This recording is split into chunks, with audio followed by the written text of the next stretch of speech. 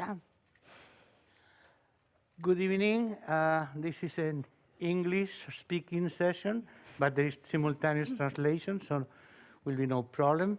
It's actually broadcast live streaming worldwide, so maybe we can change the terms of the universal debate on the matter.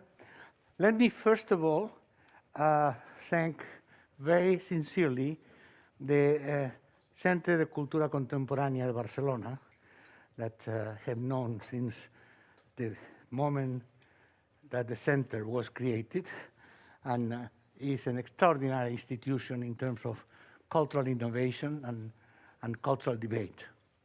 And then, of course, I want to sincerely as well thank our panelists. We have a top panelist, Professor Pim Martens. Alice Di Concetto is more than professor, is a lawyer. It's a lawyer. And it's the founder of the Animal Law Foundation, and therefore it's extremely important. And Núria Almirón from our Universidad Pompeu Fabra, one of the leading universities in Catalonia, Spain, and Europe, which she is also involved and as co-director of the Center for Bioethics and Animal Ethics at the Universidad Pompeu Fabra. Thank you, Núria. Just a few words. You came here to listen to them, and I respect that. But let me simply place this in the framework of why we have organized from the Ministry of Universities this particular event. First of all, yesterday was the International Day of Animal Rights, and therefore seemed to be the proper moment to organize an initiative in which we are thinking for quite a long time. The Spanish government has a number of key lines of transformation of society and rooted in the tradition of truly progressive values in all dimensions. And one of them is, as part of the overall social affairs ministry policy, is animal rights and the defense of animal rights. Actually, yesterday, our colleagues of the Ministry of Social Affairs presented a comprehensive project of a new law on animal rights, which introduces a number of quite breakthrough measures of all kinds.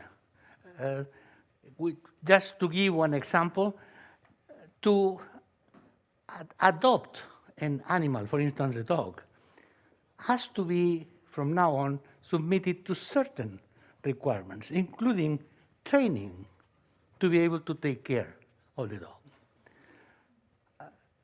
Some of you may know, and probably was in the other European countries as well, that during the pandemics, one of the things that we decided in the government that the poor animals could not be closed into a flat full time. And therefore, one of the few things that would justify to go around the block was to actually walk the dog. Well, this prompted mass adoptions of dogs that were abandoned massively as well, as soon as the pandemics declined, and then other ways of going out of home could be permitted. Well, this should not happen and will not happen from now on. So I just simply refer you to the law that the project, for the moment, that the Ministry of Social Affairs has presented yesterday, to then focus on our specific topic, which is the connection between animal rights, ethics regarding animals, and universities, which is more or less our topic. And that is part of the overall program of the Ministry of Universities, which is to consider the university, and certainly as an institution to do research, training, education at the highest level, but also a space of cultural debate, a space of confronting and peacefully confronting different values and major issues that exist in society, and that, in fact, would be difficult not to take in our general educational system. So we want that the universities, beyond their traditional role, could become also magnets of cultural innovation, of cultural debate, and of peaceful, respectful confrontation. Because one of the problems that are happening in our society, everywhere, in Europe as well as here, is that all these debates, if you look at the social networks, if you look at the media, become immediately filled with insults, antagonism, destructive feelings. So we believe that the universities could be the one space in which respectfully understanding each other, and certainly not agreeing, because if we agree in everything, no need for debate. No, we need debate, we need a conflictive debate, but respectful, productive, and constructive. And for us, this is a fundamental role of universities. That's why we took this initiative in cooperation with the CCCB, that has a wonderful exhibition these days, so that we can trigger this kind of discussion here, and from here into the universities. And I encourage all the universities to continue along these lines and to include, even in the teaching and research programs, as several of the panelists have mentioned today, the ethical view of treating animals in the university research and education context. This is fundamental. This is what a university in the 21st century should do. In the project for the new law of universities, we insist in the absolute necessity of having the issues of sustainable development, which is one of the strategic lines for the entire Spanish government, sustainable development as part of the university role in teaching and research.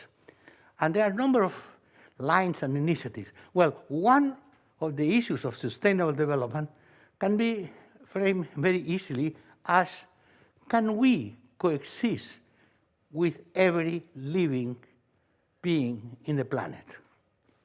Which certainly includes animals, but also plants. They're living, they suffer as well. So the ethical issue is there. How we treat it, how we weave this in our daily life. Look at how difficult it's becoming to actually implement the energy transition, which is fundamental. But we will persevere on that. Who said that just we say sustainable development, we are happy, we paint in green the government, and we are done? No. We have to act, and in order to act in a democratic society, we have to engage in the debate. And the universities are one of the key spaces of freedom in which this debate can be engaged. Well, enough introduction, let's work. Professor Martens, from the University of Maastricht, you will start. Thank you. Well, thanks a lot for these introducing words, and I couldn't agree more with you. My name is Pim Martens. I'm from the Netherlands, the country with the first party for the animals, which I'm proud to be a member of. And I would like to take you a little bit through the journey of my research to illustrate how important I think that animals and respect for nature should be a kind of a central part of the sustainability debate. My professorship is in sustainable development. And in the early 90s, when I started my career, I was mainly working on climate change-related issues. I was making computer simulation models, did my PhD in applied mathematics, and of course, very, very important at that time. The funny thing is, though, when I talk to my children about that, sustainable development, climate change, they just looked at me with big eyes and couldn't care less. It was so far from their day-to-day experience. And when they grew older, it remained that way. So I start thinking that, okay, not only from a kind of a communication point of view, but also from the essence of how we should manage the earth and everything that lives on it, that our interaction with animals should be key for sustainable development. Unfortunately, it is not in many documents, in many discussions at universities and governments. And just to give you a few examples, in many of the climate change negotiations, the role of animals or relationship between humans and animals is hardly present. There are two key elements in which animals are being mentioned. One as economic commodity, so as a good where you can make some money off or you can trade. And the other as cause of methane mainly, so one of the greenhouse gases. And nothing about climate change having an impact on these animals. They will suffer as well. They will need to change their living habitats, etc. So that struck me already from the beginning. Another very often used framework for sustainable development are the Sustainable Development Goals. You probably know some of them. There are, I think, 17 of them. But there is none specifically related to our interaction or to animals as such. There is a Sustainable Development Goal called Life in the Oceans, on Life on Earth. But just look it up and it says, well, we need to conserve life in the oceans for our use. So it's basically for us to use. And that's a key reason in the description of these Sustainable Development Goals why we should protect or preserve animal life, which is, of course, quite strange because it should have a right on itself as well. And I started to do my work. So there are many other sustainable development, like the New Green Deal. We did recently a workshop on that as well. And again, animal rights is merely hardly being discussed at these kind of discussions as well, which I think is a huge omission. So I really think that we need to change our attitude, our paradigm, how we are interacting with nature and animals within. And we'll come back to that later on as well. So when I started to think, well, hey, animals are so important for the sustainability debate, so why is it that they are not part of it? And of course, I don't know the answer, but I have an idea. I think that recently sustainable development has been hijacked by businesses, by governments as well, by industries, had a greenwashing thing. Everything is sustainable nowadays. You can, if you wake up in the morning, you can brush your teeth with sustainable development toothpaste, and then you go with your sustainable transport to your sustainable job, have a sustainable lunch. What else you have? And of course, 90% of these things has nothing to do with sustainable development. They have nothing to do with our coexisting on the earth with everything that also lives. So I started my work because I was working on climate change. I think, well, hey, what's on a global level so important in our relationship with animals? And the first part of my work I did on biodiversity loss and how important it is for societies. And probably most of you know that what we call, at the moment, we are on the 6th wave of extinction. So we had the 5th wave, that was the dinosaur being extinct. And now, because of us, humans, destroying habitats, killing animals, we are now seeing an extinction rate 100 till 1,000 times faster than we have seen over the last several decades, hundreds of years. And still people think, well, hey, that's not important, because although I like to see a polar bear, if it's being extinct, who cares? I probably will never encounter it, and we have movies of them. Who cares about a panda bear? Who cares about extinct animals? And of course, I think for two reasons that's a mistake in thinking that way. The first reason is obviously, why shouldn't they have a right of existence on their own, regardless of what other species like us humans are doing? But if you take a little bit more an anthropocentric point of view, so a very human-centric point of view, which I don't like basically, because it will keep us in the same mode of thinking which we actually should get rid of. But let's imagine you keep this anthropocentric point of view, then animals, species, are so important for ecosystem functions, and ecosystem functions are important for us. Ecosystems provide us with clean air, with clean water, with food, and if you take species out of that ecosystem, it will lose its integrity one way or the other. We don't know for sure yet. That's the difficulty of the complexity of these systems, but it will have an impact on us as well. So also for our own sake, we should be wise to preserve that biodiversity and this ecosystem function. So unfortunately, we are losing a lot of these animals in ecosystems, and not only on land, but also in oceans. Our coral reefs are dying with probably undiscovered medicines for us as well. So when I did this work, it was still quite far away for most people, students, and again, I always take my children. They are, by the way, 18 and 20 now, so I don't need to tell them anything anymore. But then they were still in their early teens. It was still quite vague and complex. So I started thinking, well, hey, what's a day-to-day experience with animals we all have? And one of them is, of course, a zoo. Probably most of you have go to a zoo when you were young, or you were older, or even now with your kids or grandchildren. And that's, of course, something for me which is a very difficult issue in our relationship with animals. Do we want to have these zoos or not? And you know, the arguments are that zoos are good for education, which is true in part. They can help us teaching something to learn about animals and how they behave. Zoos are also mentioned to preserve animals, which for a very limited species, by the way, in zoos, is true as well. But let me tell you that 95% of animals living in zoos, they don't need to be preserved in zoos. And a better way to preserve animals, of course, is not destroying their habitats. But that's easier said than done, like we are behaving at the moment. So for scientific research is another reason very often mentioned in zoos. And for all of them, there is something truth, but also there are a lot of negative consequences. I read the other day, the same goes for laboratory animals. What if you open the cages? If the animals were free to behave like they would behave, because that's the freedom you would like to have these animals, would they then remain in the cages or would they go out? If you open a laboratory rat, its cage, would it then go out or would it stay in that cage? So these are these philosophical ideas probably you can have. The other thing I did, it became even more closer to my children's day-to-day living experience, is how we treat our pets. So I did some work on emotions in cats and dogs, which was great fun to do, actually. And the reason behind that is because I really think that if you acknowledge, and I also assume that most of you own a pet, a cat or a dog, and probably also most of you who own a cat or a dog would say, my cat or dog can be happy, or my cat or dog can be sad. At least I have a cat. She definitely can be happy. I can tell. She can also be sad, or maybe even jealous. Realizing that we look more to our fellow living beings than we may think, may also increase our respect for them. And of course, you can extend that from the animals we eat or not eat, from maybe birds, so animals far away.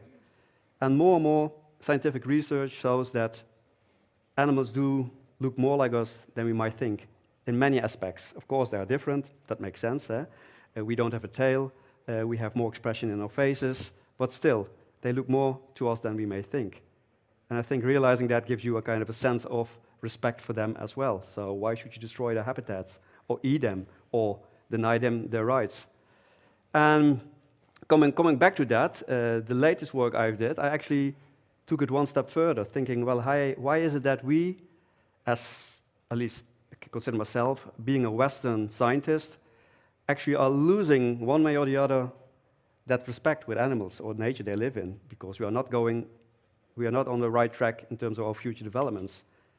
And I start interacting, and it was before the Corona crisis. I actually had the plan to interview 1 or 2 indigenous leaders, so from indigenous communities, asking how they then actually preserve their surroundings, how they thought about our respect and interaction with animals.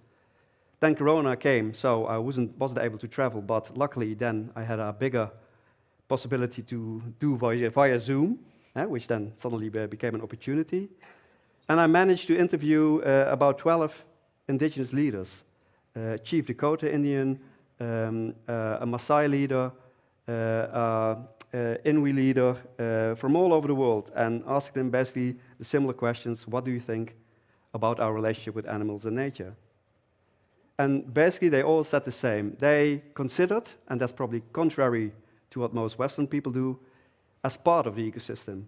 So not on top of that, being responsible for it and trying to preserve ecosystems, but they consider themselves to be part of it. And I think that's a key thing to realize in order to achieve maybe better respect for future generations, future years to come. And coming back to teaching, so this is what I did from my research, and of course I taught it to my students as well. And I must say that in the Netherlands at least, there is not that much you can teach at universities relating to human-animal relationships. If you can so, it's basically restricted to the traditional disciplines like veterinarian science, zoology, biology, these kind of things. But of course, I think that human-animal relationships is broader than that. It's also about philosophy. It's about law. It's about ethics, all these kind of things. And, well, probably it goes also for this country. But in the Netherlands, it works best if you can motivate the students so that they tell the deans and the boards of universities that they want that in the curricula. So I was so lucky that a huge group of students from all universities, including my own, Maastricht, but mainly from Amsterdam, the two universities there, they initiated an institute called Human-Animal Relationships. And they are just teaching, they're asking people like me and others to teach their fellow students, because in the curricula it is so slow, that process, to actually get these courses in there. But again, for me, it's very, very important to teach, and not only at universities, but also at secondary and primary schools, how respectful we should be towards nature and animals live within, including plants. And maybe by doing so, we get a kind of a paradigm shift for the next generations to come. Because if we continue like we do now, I foresee another corona crisis hitting us in the next 5 years or so, because that's also, of course, a key illustration how we are not treating the animals we live with correctly, with all consequences as such. So, for me, respect for animals and nature should be the key of sustainable development, and I hope I made it clear to you as well. So, I would like to leave it with this and give the word back to you. Thank you very much. Alice Di Concetto, lawyer? Yes, so first off, thank you so much for inviting me to this panel. I'm very honored. So my name is Alice Di Concetto. I am originally from France. And this year I actually founded what I want to become a think tank in everything related to animal law and policy in the EU specifically. So maybe I'll start by saying, where I come from in terms of, professionally and academically. So I graduated from law school in France, and then I specialized in animal law, and I had to go to the US because currently there is no advanced degree in law offered in France. And then I stayed in the US. I took the bar exam in France to become a lawyer, and then I was offered a fellowship at what was then newly founded animal law program at a Harvard Law School. And I started to do research on agricultural policy and animals, which is a very technical issue, but a very important one, because we discuss a lot about animal rights theory, personhood, how to afford rights to animals. But this work was really about trying to figure out the sort of legal and policy ecosystem that actually enables the massive exploitation of animals today. So not so much talking about the future, but really talking about what is happening now, and how all those rules came to existence, and who exactly decided those rules, and whether they should be reformed based on what people think, what society thinks. So I did that for a year. I also I did another project which was sort of different, but still actually very much related to the first one, which was looking at the provisions that talk about animals and animal protection in the constitutions around the world, and trying to see if they had an effect in protecting animals, if there were purely symbolic measures, or if from this very broad and vague and symbolic language we could actually implement something very concrete and practical for animals. And I mostly looked at very different jurisdictions. I looked at Brazil and I looked at Luxembourg mostly. And then I went back to Europe and I did some what they call lobbying. So it's also called public affairs, but it's basically convincing lawmakers and policymakers to change the law. And I did that at the EU, so in Brussels. Basically and it was during the reform of the agricultural policy, so tried to really convince EU policymakers to include more measures that would benefit animals on the long run. So this is kind of where I come from. I also teach animal law in France. I teach very different courses. One is a purely animal law course, it's interesting because it's within an agricultural law program, so not exactly a convinced audience. And I also teach an animal ethics class to younger students, to undergrad students. So I'm as you said, I'm a lawyer, but I'm not exactly your typical lawyer because I mostly work, in EU law and policy, but I'm not practicing law. I also teach animal law, but I'm not a professor. So I'm kind of in this very emerging field, which is animal law, and trying to build it with all the brilliant minds as Pim and Núria in the field. So today I was actually asked to prepare a few questions, which I thought were really interesting questions. The first one was, what is the role of the law in protecting animals? Which sounds a pretty naive question, but I think a lot of people don't ask themselves those questions enough, especially people probably in the institutions that are tasked with drafting those laws. It's very interesting to answer to that question because I tend to answer it from a lawyer's perspective. Well, what does the law what can the law do for animals? Well, simply it just sets rules that is supposed to protect them. But then there's also a very important social role of law, and I think it was mentioned during the first panel today, and it was discussed in a very, very fascinating way, which is something not to be dismissed, that we tend to dismiss as lawyers, is that it is important that our law recognizes animals as sentient beings. It doesn't mean it's going to afford them more protection. It usually doesn't. But it's important for the society to really communicate that, to say that we say as a society we think animals are sentient beings and that they should be protected in some way in our laws.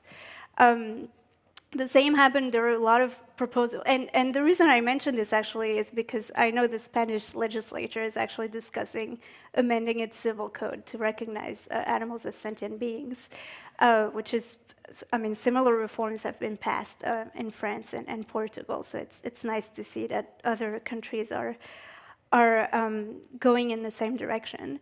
And another type of symbolic measure is including animals in the Constitution, which again, doesn't really change anything for animals, but still is important for society. And who knows, sometimes there's a judge somewhere who will use that language to say, oh, actually, you can't do rodeos anymore because, we need to protect animals. So now my answer as a lawyer, as what can the law do for animals, is trying to look at all the technical regulations, so that ecosystem I was talking about earlier. What in the law enables that massive exploitation of animals? How is it that not only are animals property, so animals are not person under the law, they're property, but not only that we get to treat them as mass consumption goods. It's not just property like a piece of furniture or water or whatnot. It's animals as mass consumption goods. Animals that we get to breed in factory farms, what's called factory farms, that we get to killed by the millions, in what we call plants, like a factory plant, that we get to hunt everywhere. We hunt them because they're in the city. We hunt them because they're in the wild. That we get to experiment on for all possible reasons, because we want to test the toxicity of a product, but also because we just want to find out how their body functions. So yeah, all those things, we transport animals in containers. We transport live animals on containers, just like any other mass consumption good. So as a lawyer, I want to find out how that's possible, and that's usually, the answer is not usually in the animal protection law. It's usually in business laws or very, very technical regulations that are sometimes very complex to understand. So for agricultural law, how come, this industry like the meat industry and the industrial animal production gets to function without being profitable? Because there are subsidies that are constantly injected. And the question is, should we maybe reorient the subsidies in a way that, fit more the public's values? Should we even end those subsidies? Like, the questions need to be asked at some point. And policymakers need to ask those questions, but also to hear the answers from the citizens. So that's what my answer is to what can the law do for animals. It's really looking at all this ecosystem and trying to find out, what should be changed in a way that is meaningful for animals. The other question I was asked was, how far advanced is the achievement of animal law, animal protection in Europe? And my answer to that, so I get that question a lot. So under EU law, we have what's called animal welfare legislation. They are here. We don't really know what they aim at. So technically, they aim at protecting animals, but when you actually read the text, it's mostly about regulating the methods of production in animal agriculture. So there's a sort of a very confusing dual objective that's obviously contradicting, because when you protect animals, you can't really consider them as consumption goods at the same time. It is true that animal welfare legislation in the EU is more advanced compared to other jurisdictions. But when you look at the actual practices on the farms, it's not like it makes a whole lot of difference. So then, which brings me to the other question, which is, what exactly is animal welfare? Is that a concept that that's really useful in advancing the interests of animals, or is that a concept that is actually used to serve another purpose? And I won't get into the history of animal welfare, how it came about. I'm happy to answer any questions you might have about this. What I'll just say is that the law doesn't define what animal welfare is. The European Court of Justice doesn't know what it is, so what it is as a legal concept, if it's a notion, if it's an objective, if it's a value. What I noticed, though, is that animal welfare legislation allows a whole lot of very problematic actions on animals. So if you look at the animal welfare legislation when it comes to farmed animals, and really, I really encourage you to read it, because nobody seems to read it. It's very interesting, because you'll see that you can mutilate pigs, and you can also mutilate chickens, and you can also keep them at extreme density levels. You can kill them in every possible ways, including the ways that the EU legislature itself considers to be cruel. But for economic reasons, we have to keep killing pigs, so we'll just kill them by whatever means exists.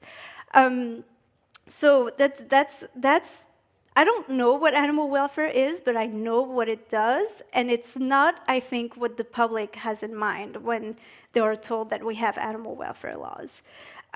So of course, I'm obviously very critical. So now let's go to the maybe the brighter side of the topic, which is how can we change that? Well, there is hope. The European Commission, which is the executive branch of the European Union, just announced that it would ban cages in animal agriculture. This was this is a victory. I think we're still, in an animal welfare framework, but we're actually seeing progress within that framework. So that's the first thing. And then the second thing is what's to change? Well, it's all those legislation that allows the exploitation of animals. So I've talked about agricultural laws. I think environmental laws should be reformed as well, because certain industries are highly polluting and they're not subjected to the same regulations as other industries. There are I could go on and on about all the regulations that should be reformed, but this is where we were talking about creativity before this panel, and I think this is where you got to be creative. I'm interested, for instance, in the reporting of companies. How do they report to their shareholders about what they do to animals? We talked a lot about, this is a topic, for instance, on environmental impacts. I want to know how the investors are aware of what the companies they're investing in are operating. So, and there are, again, so many other examples, and I won't list them all today. So, yeah, and I think, so circling back to the social role of the law, and also discussing the role of universities and education, I think it's also very encouraging to see so many animal law programs and so many animal law classes and courses, or animal ethics, or courses that are related to the way we treat animals, to analyzing the way we treat animals, opening up in so many universities. Some exist in Spain and they're highly regarded.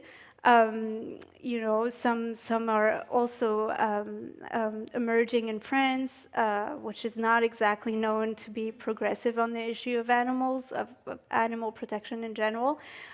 So this is happening, and I think this is something to really look forward to, because this might change a lot. Because a lot of the things that we don't realize too is that there's a huge gap in expertise. So a lot of the people in governments and in institutions, sometimes they want to do well, but they just don't find the resource.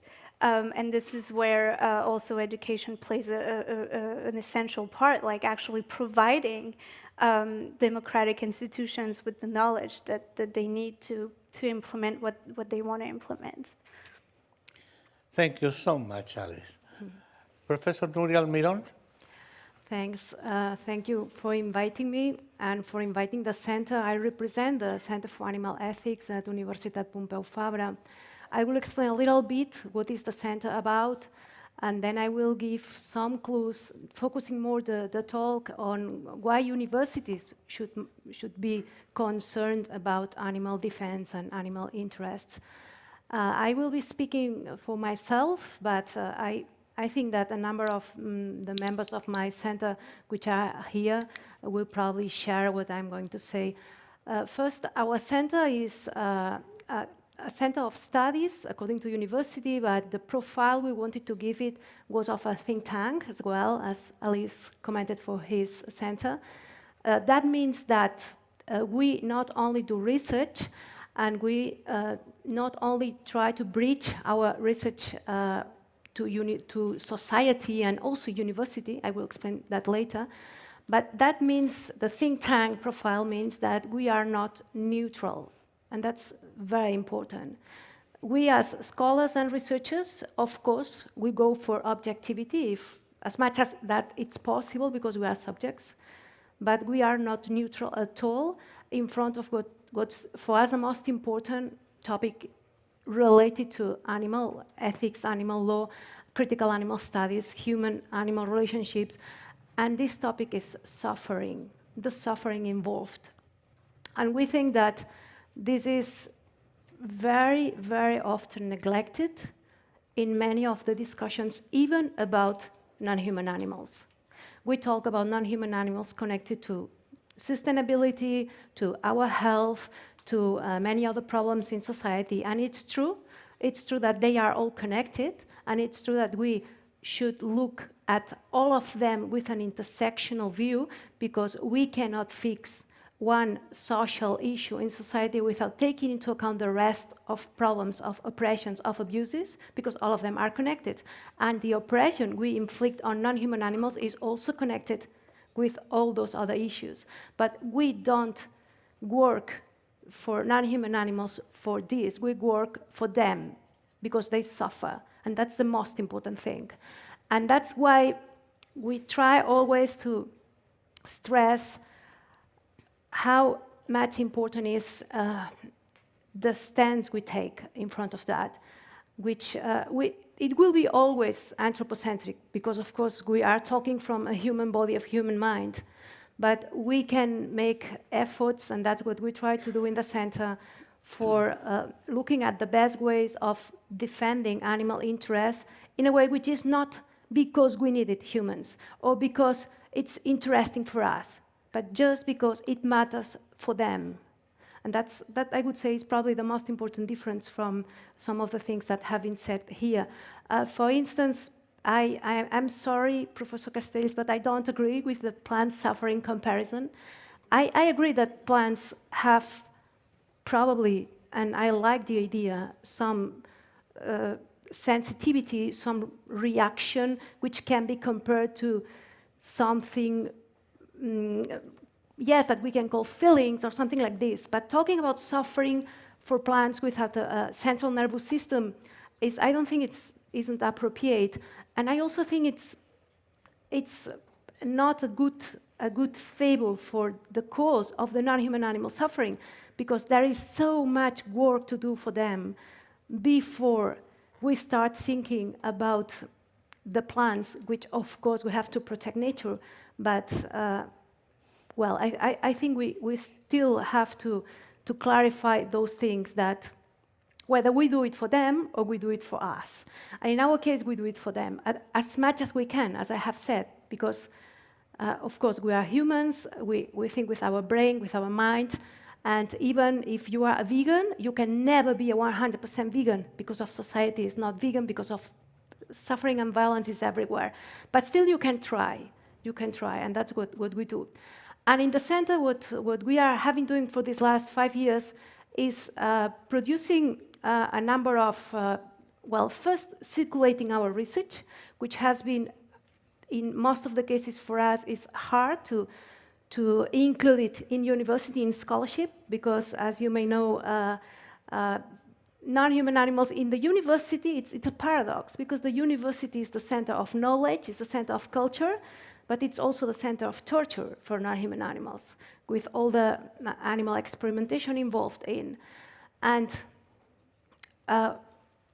well, it's always difficult to be able to publish in the mainstream journals, to be able to present papers focused only on non-human animals in conferences that are only human-focused.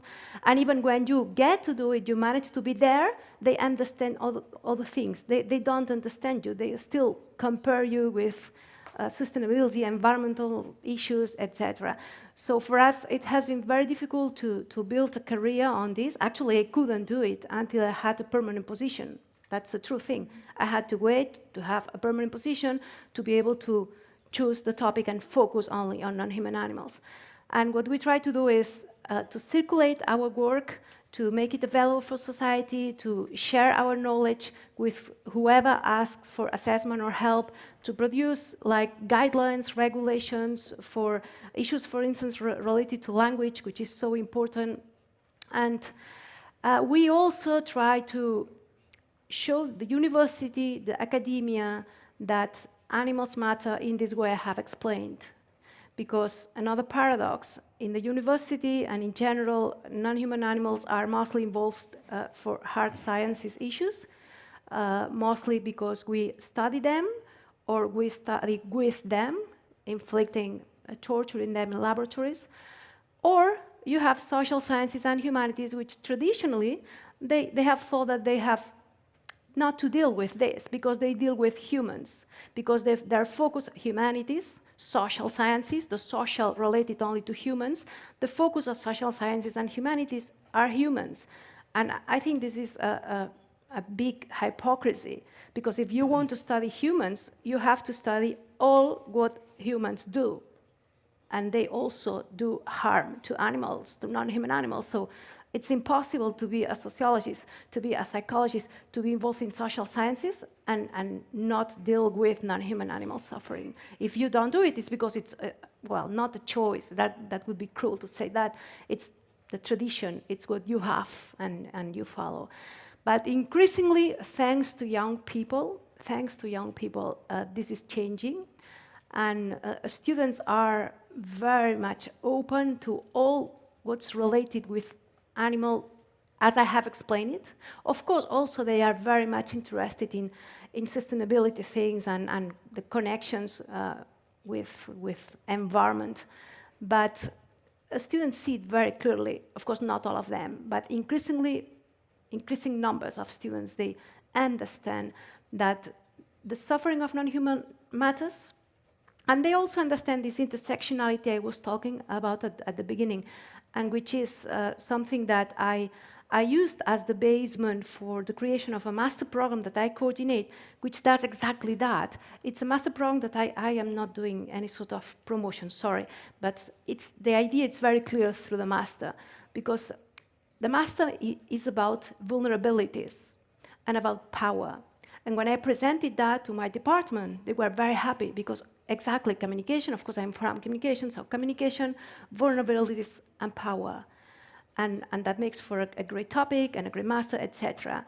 And what I did was, yes, but we cannot do that without the non-human animals immersed in it. And we include a subject, the critical animal studies subject, which just is explaining all those things I have been explaining here, but also connecting the issues that we do to other animals with all the violence in society. And then that has been really nice, because it has produced a change also in the other subjects, because of course the other subjects, the subject about gender, about poverty, about children and youth, all the oppressions and abuses on them, they have realized that there are so many links with the violence we inflict on non-human animals. And when you realize that we should defend non-human animals' interests because they matter by themselves, period. But not doing this is stupid, is absolutely stupid, because we won't be able to arrange to fix any other social justice cause if we don't focus also in the violence we inflict towards non-human animals. And maybe I leave it here. Thank you so much, Núria, because of this insightful and, I would say, deep thinking. And we have to take it up on this matter. Well, now, according to the format that the organizers have suggested, we will come into an open dialogue with all of you, and thanking you for your presence. But before that, we would like that you engage in some exchange for a few minutes among yourselves. And to stimulate that, let me raise two issues that you don't necessarily have to answer. It's not questions, it's issues, but could feed into the debate. One is a very straightforward point. It's often said that the way humans treat animals, both as society and as people, individual people, is a very good indicator about how humans treat humans. And I think that could be something that you may want to comment. The other is a broader issue, and for that, let me tell you two stories, quick. One is about lions in South Africa.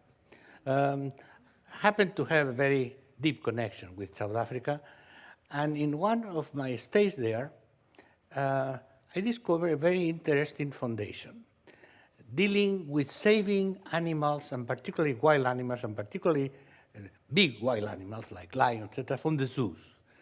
I happen to be totally against zoos, by the way. I think that there's nothing that justifies to cage animals, not even the children, because the animals they see there, they are very sad. It's a very sad experience. I have seen some children, even my own granddaughter, crying. It's terrible. They are totally depressed. But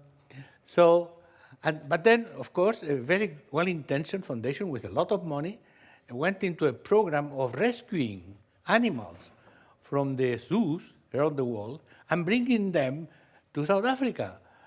South Africa was easier, and also many of them were either from there or from Namibia, which is the same thing, or from Botswana. Anyway, of course, they could not return them to the wildness. Wilderness is not proper anymore for these animals. So the terrible story, although it sounds funny, but it's not, that I live was that, and so since they could not actually release them, they created a major zoo in Western Cape, relatively near Cape Town. Very humane, very nice, apparently free animals, but not really free. And there I saw a lion that looked magnificent, but the poor lion, after having spent many years in captivity, had no teeth. So they were feeding the lion with spaghetti. It's terrible. Yeah. A beautiful animal was living his old age in this way, which was the only way they could do it. Another story that complements this one, before I would introduce in one line what I wanted you to comment on, if possible, is cats as free animals. Anybody who knows cats a little bit knows that actually in English we have a say related mainly to political life that running a Congress is like herding cats. How you herd cats? They go in all directions, they don't follow, etc. So here's the point. Why the cats became domestic animals when in fact they are truly independent, even now. A cat is an independent animal in many, many ways. Well, some friends, a historian of animals in my former university in Berkeley, told me, I didn't ask him the reference, okay? So you will have to look in Wikipedia.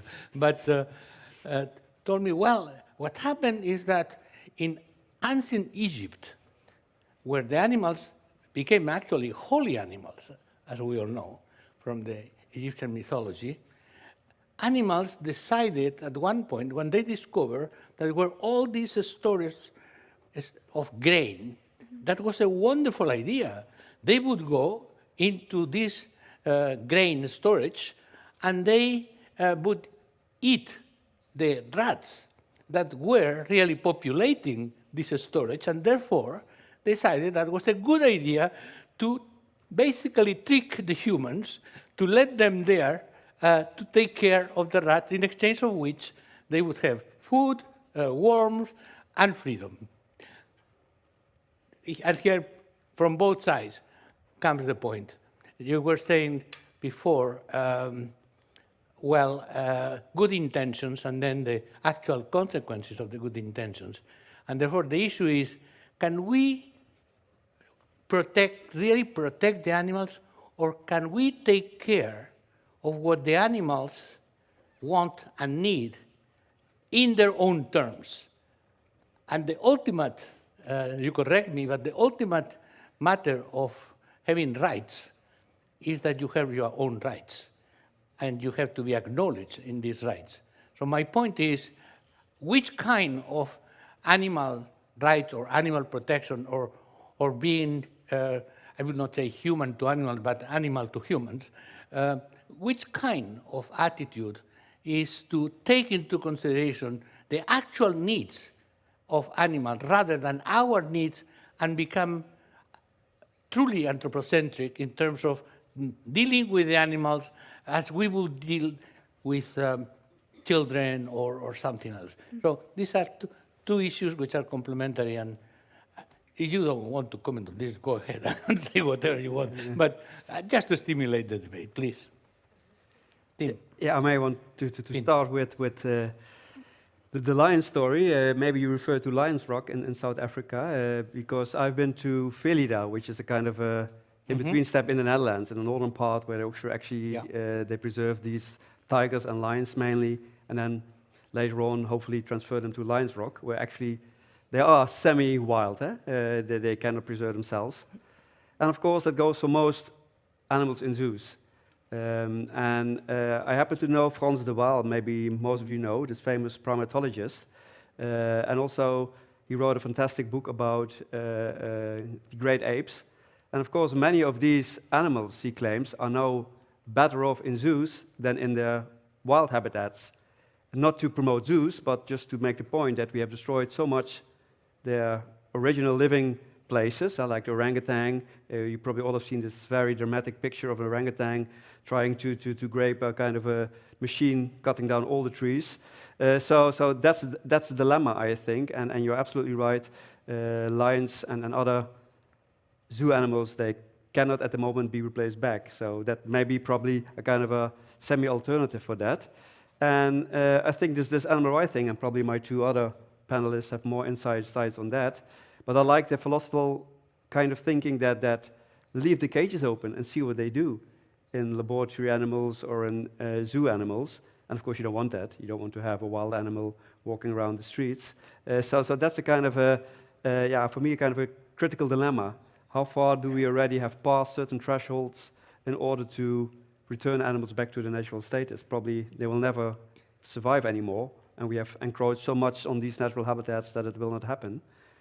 And coming back to your first comments, again, I think my colleague panelists have more about that, but the relationship between violence towards animals and towards humans. I'm not an expert on that, but I know some study, but the others can go in more to detail, where actually also violence against women is correlated with violence against pets. And in relation with that, what I did do some studies is about what I also mentioned in my short introduction, that the interaction you had with animals when you were young, so when you went out, even in a negative sense, because some of the greatest animal activists, they used to go hunting with their dads, for example, but this interaction you have when you are young with animals is also a great predictor for how animal-friendly you turn out to be in later life. So, and of course, lots of us and even our children, they live in cities. And for example, my children don't even know the difference between a blackbird and a sparrow, so that's my great frustration. But it goes for many others, so I'm also really into talking again education to bring children more and more back to nature again in classes or maybe in day-to-day life as well. Thank you. Actually, I would like that you also interact on our set. By the way, Núria, one thing I wanted to mention, you probably were here, and I don't know, in the previous panel that addressed directly the issue about alternatives to animal experimentation with new methods that don't need animals. I mean that this is not only debate, but an alternative practice that is already there, but still it's not the rule. Please, Alice. Yes, so on your first comment, I think you're right. There are many studies showing, as Pim said, correlation between violence towards humans and violence towards animals. The first thing I want to say is it doesn't matter. I mean, even if you're only, what matters is the violence we inflict upon animals. So if we need that extra argument for the government to actually enact laws that actually protect animals, why not? But I just want to say we shouldn't need those arguments. And then the second thing is, all those studies are extremely important. They're necessary. But I just want to say how they've been used in the U.S., for instance, where they've been used in a way that has been encouraging incarceration of people. And I just want to remind you all that we in Europe have some very strict principles about criminal law that we can only sentence someone or charge someone for something they have done, and not for something that they could have done. So, I just want to say, there are social sciences, and then there's the law, and those things are very different. And it is true that, those situations exist where an abuser would, abuse a woman and the children, and also the cat or the dog or the companion animal in the family. But if they haven't done that, then they shouldn't be charged for it. So yeah, and there's a very important work that's been published a couple of years ago by this lawyer, this American lawyer called Justin Marceau, who really warns about the temptation of the animal protection movement towards regulating, or I should say, towards improving the protection of animals through criminal laws only, and the sort of repressiveness focus of the movement. And I think we should get away from that, because that's participating to what Núria described, which is, well, we're only protecting animals to the extent that it protects us, but also it's going towards something that I'm not sure we want to, which is more criminal laws, more repression towards humans that are, not necessarily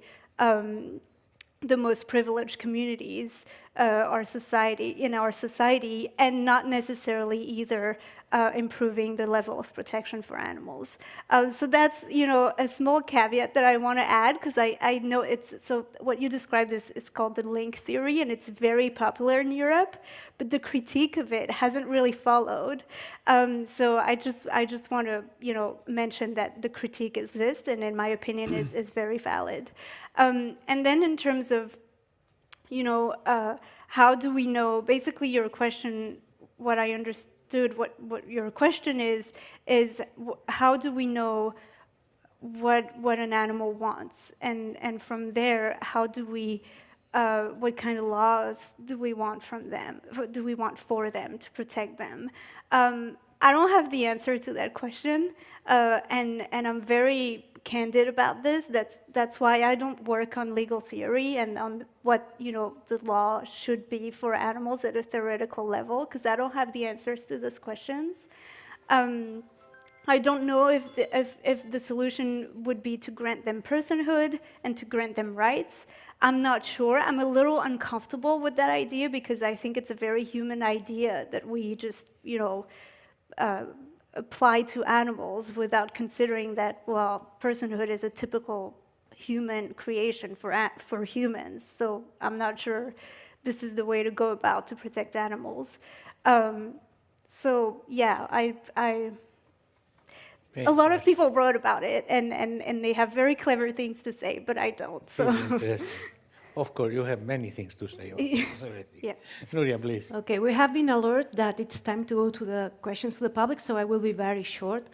Just a mention about the first question regarding this relationship of all violences and the human and non-human. That there is a topic that I particularly like. It's to remember one of the type, or mostly the most important root type of abuse we commit on non-humans, which is dehumanization.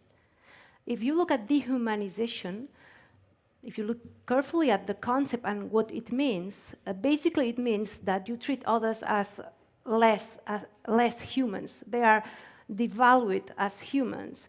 And at the same time, when we do that, that means that we are saying, society is saying, they are closer to animals. Mm-hmm.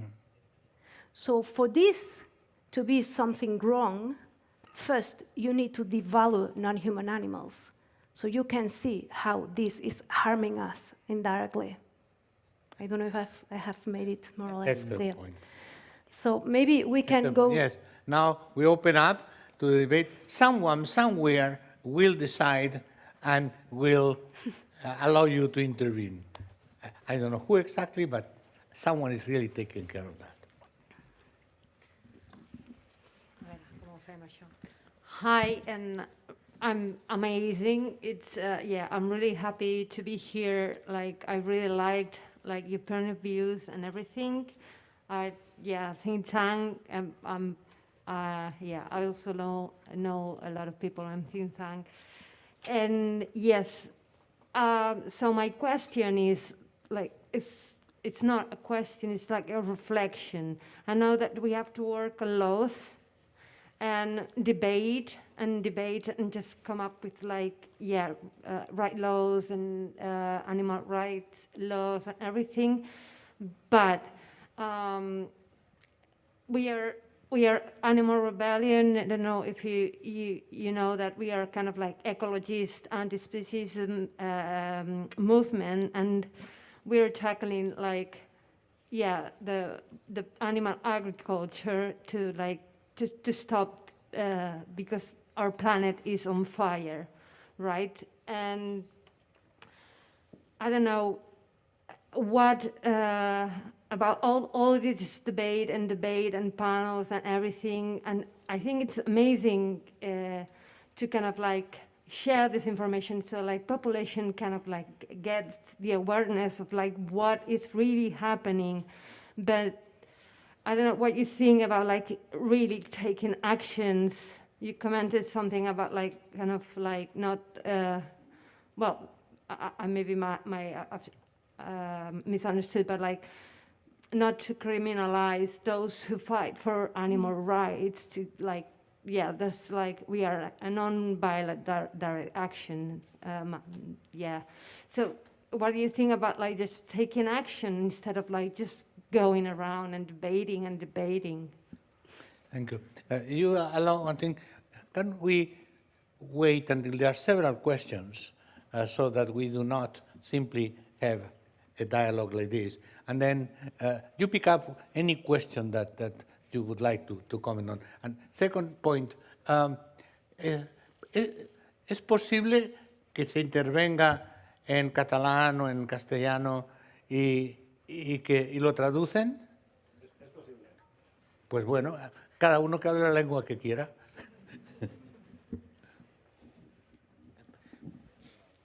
Hi. They are going to translate for you the questions. Okay. Hi, thanks to all panelists. So I have a question I would like to address to Alice. I'm also a member of the Center for Animal Ethics, in which Núria is as well, and Marta here. So one of the most important ethical and political problems we have right now is the issue of the use of invertebrates for food and feed, which, as you know, is an emerging industry in Europe, which can create a huge animal welfare problem, in this case, invertebrate welfare problem, and which might be potentially worse, both in quality and quantity, using both qualitative and quantitative criteria than traditional factory farming with vertebrates. So I wanted to ask you, since you've worked lobbying in Brussels, what can you tell us about European policymakers' attitudes towards invertebrate welfare, and what do you think are the best strategies in order to stop that industry from entrenching itself? Thank you. Thank you very much. More points? I think three of you talked about the energy of young people, and specifically talked about how a lot of things happen bottom up. And if you talk to kids, kids have no problems understanding that animals have, rights and should be respected. You go to the deepest, darkest part of the American South, and you talk to a kid in Flopsy, their pet rabbit should be treated like an individual. And then adults, like, what the hell happens? Like how do we go from that, and then suddenly you talk to adults and there's this massive empathy gap. So what happens, and how do you close that so that you can enact some of the things? Because if kids could vote, you guys are all done. Like, children would take care of this because they already believe these things. So how do we get to that point where adults just don't seem to care as much? And how do you close that so that you can get some energy and action? Thank you very much. One more point and then the first round of answer. Well, about kids, I think it's very simple. We always say kids are our future. Maybe it should be our present, and we give the government to them, and we'll be much better off. Any one more point? There's a new group? No? No? Okay, so enough material to start with. There's a second round possible. Go ahead. Yeah, maybe I can start with the latest one, because I fully agree. I think that if you can keep that energy the young children have towards later life, that would be, of course, fantastic. And I have no clue how to do so. And it also resembles a little bit what I said by the end of my short talk, that I also these indigenous leaders I interviewed from how come that we as Western scientists try to prove that we can communicate with animals or that they have their own feelings and behavior, while they already know that. They say, well, don't need to tell us. We know that there are individuals and we can interact with them and we can interpret them in one way or the other. And I think likewise, it goes for children as well. You're absolutely right. Young children, they are very careful, at least most of them, towards animal. And maybe something in psychology during puberty that they may lose it, but not all. And maybe something in society. I think that's the key issue, that we are losing this kind of respect for animals and nature. And for me, it also relates to a little bit like the hippie generation that are now the people probably causing most of the issues we are facing, like climate change. And when they were hippies, the 60s or early 70s, they were, of course, completely different in their mindset. And it's amazing how quick you adapt. I have a PhD student. She looks at how students that study sustainability remain sustainable when they go for a job. And depending where you end up, of course, they're already biased to some way. But if they end up in an industry, in Shell, for example, or still if you're doing, they lose that immediately because they need to. Otherwise, you are not able to survive in companies that are not that sustainable. So again, I have no answer, but I fully agree with you. And I also have no answer to the question about the insect, for example, because I'm not a lawyer, so I may pass that on to you regarding Brussels. But I would like to comment on that I am doing some work, especially for cat and dog food. So there is a huge industry, of course, and in terms of eating habits, be aware of that. An average big dog has a 10 times higher ecological footprint than an average human has in terms of eating habits. So I'm not talking about travel. They don't take a plane or whatever. So there are several companies trying to make insect-based foods. And in terms of just the calculations, it has a lesser impact. But I really had to push my ethics on these reports I wrote together with my colleagues, mentioning, well, be aware of the fact that you need more animals for the same amount of food. Regardless if it's, of course, it's an insect, it's not a pig or a chicken, but that discussion is hardly being in their mindset as well. And again, I don't have any ideas about Brussels legislation and these kind of things, but you're absolutely right, it's a kind of omission. Unfortunately, also a lot of these institutes are also thinking about vegetarian, vegan, dog, and slightly less cat food. It's a little bit more difficult. Maybe you can answer the more legal question. First, sorry, I don't know if I have a legal answer to that question as well. Okay. So yes, about the criminalization of whistleblowers, I think there's things happening that are laws or regulations that are being passed that are very concerning. So basically criminalizing people who go on those farms, and sometimes they don't, we're not talking about people opening the cages or anything. Sometimes they just get in, so technically they trespass because they're on private property, but they only they only film what's going on because, as you said, it's very important for them, for those organizations, that the public would know what's going on. And I think that's a very fair point of view, because there's a lot happening that the public doesn't see, simply because people are busy, but also because there's a big enterprise also of a big humane washing enterprise. So when you go to the supermarket and you buy meat, if that's what you do. If you look at the packages, they're all happy animals. And at the moment, there is no regulation whatsoever at EU level and no regulation at national level either to sort of regulate commercial speech on the way we produce animal source foods. So those are two very different topics. So one is consumer protection, and the other one is the protection of whistleblowers. And I think there's a lot, I mean, I'm hopeful that things are going to change. I'm not so hopeful on the protection of whistleblowers, sadly. I think the EU directive that's just been passed or is currently being adopted is not very ambitious. So let's see what national legislation will have to say about this. I'm more hopeful about regulating the commercial speech of companies, simply because this is capitalism, and consumers have to be informed in a way that's honest, and the same goes with the investors. So this is an interesting lever. It doesn't challenge capitalism. It doesn't really challenge the industrialization of meat. It kind of assumes that more informed consumers will make better choices, which is a big, big assumption. But at least you won't have.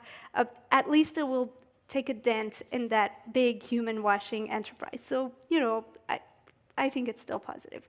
On the insect farming,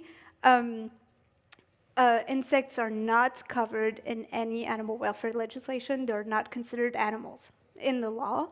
This is weird, because there are animals in science, but the way the European legislature and so in that case, the EU law preempts national laws, so EU laws supersedes national laws.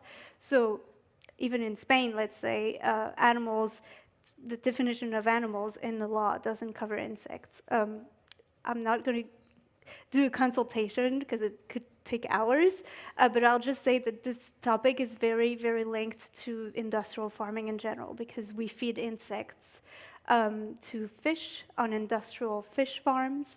But we also now, since I think July, I think Daniela is in the room, so she would know the exact date. But since this summer, basically, insects can be also used as animal feed for poultry and pork. And this is obviously not your typical, magical farms where the animals go out that would use insects as feed. We're talking about industrial farming here. 1 second, Ali. A case that has been often referred to in the media. A guy goes into a race, takes the cat, and throws through the window. This should be typified as a crime and punished accordingly? So if someone goes on the farm and hurt a cat... No. You have your cat at home. And one day you are in a bad temper. You take the cat and throw the cat through the window. Of course, the cat doesn't fly. Is that a crime and should be typified as such and punished accordingly? Yes. Good. No, I want to take some things to the limit to see, where there are limits. Yes, but if you crop the ears of your cat, that's going to be considered an offense. But if you do that on a pig on a farm, that's going to be considered common practice. This is where the inconsistency is. Núria. Yes, maybe regarding the question about what do we think about action, I understand you meant direct action. I think we couldn't be here without direct action, without the footage of the advocacy organizations trespassing and showing us what's going on there inside, and about all this work, because this is direct action. It's not just entering and picking a piglet and going back, but all this information that we have got thanks to direct action. So we couldn't be here talking about this without this. So it's so important. But of course, it will be criminalized as long as society is dominated by and that goes to the other commentary about the economic interests that are so powerful in order for them it's so important to perpetuate what Melanie Joyce, if you don't know Melanie Joyce, I recommend you because she answered this question very well about how capitalism has built this feeling of eating animals and treating animals like this as being something which is necessary, normal, and what's the other N? And natural, thank you. And so it's indoctrination by everything, the books we read, media, the news, everything, since we are children, mostly because there is, I think mostly because of this powerful interest, but economic interest, but also there is a contribution here from each of us because, well, it's comfortable. Once you are within this way of living, it's comfortable not to change. Of course, changing your habits to the degree of trying to remove everything related to animal violence towards animals, it means that you have to make an effort, think a lot, look at a lot of labels in the supermarket, and be very careful all the time, and that needs an effort. And we all, of course, prefer to go on with our comfortable life, so it's not just about capitalism, it's also about our tendency to avoid change. But of course, those powerful economic interests that pervade everything, even the language we use, the language used by media is the language of the industry. People is not aware of that. And you were talking so good about reading the regulation and what says. And if you read the regulation, you will see again there the language of industry. That means euphemisms, hiding the suffering, suppressing the suffering, and that's how we grow up, and that's it, where we are. Thank you. More points, please?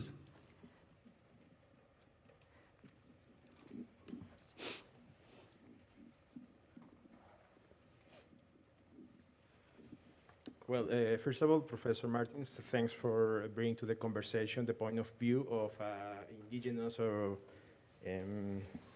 traditional communities, because mostly the conversation, well, I attend to the first session and not the second one, but this one is mostly from a point of view of Western or developed countries. So if you ask to some of these traditional communities about this question of, they don't even think if the nature needs a law, it's by default. So thanks for bringing that. In the second way, what is the line between trespassing to a property or a farm regarding what they do in terms to understand the transparency of that, and if we as our consumers, we don't know what they're doing. I mean, food, agriculture, and land use is responsible for 1/4 of the greenhouse gases emissions, and we want to achieve the 2030 and the 2050 goals, which is in 2050 net zero emissions and passed by decarbonization of the economy. How we're going to achieve that, this food industry really is completely transparency and shift the way that we have right now. Because I mean, if you give a kid a product full of sugar and everyday red meat and poultry, well, you are creating an addict. We are right now living in a society full of ultra-processed type of diets, which is really the problem of that we have already more than 2 billion people suffering for non-communicable disease and all of this. So if we do not tackle this and face the industry directly we want to transparency of that, not only ESGs, but transparency, we are not going to have a different type of diets. And in order to achieve Paris agreements, we not only need the reverse of the climate impact, but as well the transition of this type of diets. So by 2050, we need to reduce the consumption and the production by at least 50% of the red meat and this kind of a product. So it's a necessity that we need to transition what we are eating and understanding what the industry is doing. Go ahead, Pim. Yeah, well, maybe thanks for the compliment, and I really also believe that indigenous views can be quite important. Again, I don't know about legal aspects, about issues relating to factory farming and climate change, for example. And not only climate change, it's also in many countries like the Netherlands, we have a huge nitrogen issue, really destroying biodiversity because we have too many pigs and cows. So we are the most cattle-dense country in the world. It's not that you think something like a pandemic originates as far away in China or maybe in Africa, but it can easily originate in regions where I live, given the number of pigs and what else we have. But you're absolutely right. I think that the food industry is also quite powerful. There are more than just climate reasons to reduce your food consumption. And in fact, in the Netherlands, there's now, we are still negotiating which new government we get, almost for 6 months. And it just came out that in the campaigns against climate change, they were being forced to do so by a legal lawsuit by the agenda. So kind of a private company sued the government not to adhering to things that were agreed upon. And then they said in all their advertising, nothing about reducing your meat consumption to reduce greenhouse gas emissions. And they did that deliberately. So the advisor gave them that message as well, but they, under the pressure of the food industry, they omitted that in their public outreach. So literally a lot of political stakes involved as well. Well, as per the instruction of some superior authority, we have now to bring this wonderful seminar to a close. Thank you very much to this wonderful.